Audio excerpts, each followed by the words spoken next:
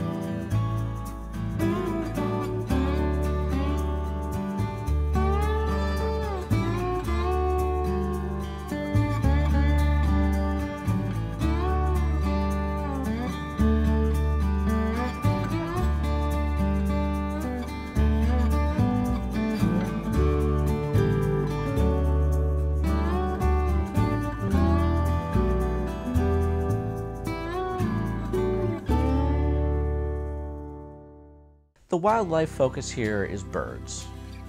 There is a chart at the entrance which shows the main species present based on time of year, but unfortunately August is one of the sparsest months. I did spot a bald eagle, or rather a bald eagle spotted the drone, and was actually circling around it for a bit before wandering off. One aspect of this preserve from a viewing perspective is that the vast majority of it is off limits. There is a sort of a small island of trees in the midst of the large open area in the middle of the preserve where vehicles and humans can go, but the path out to it and the area at the end is fenced off. This means that the only way to see the vast majority of the preserve is to fly over it. I was a little concerned about drone noise before I arrived, since the birds may be sensitive to that. But once there, I realized that Francis Road, adjacent to the preserve, has a good amount of traffic for such a rural area, and it provided quite a bit of ambient noise, as did the occasional airplane, including a pair of jet fighters that passed overhead. I did keep my flying largely above 150 feet though to minimize noise impact, but it truly is one of the great benefits of drones that one can see this preserve only this way.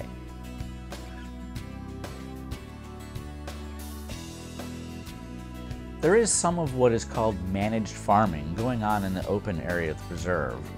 I see it as similar to tree harvesting on national forest lands. I don't know, but it may even be the original owner of the property.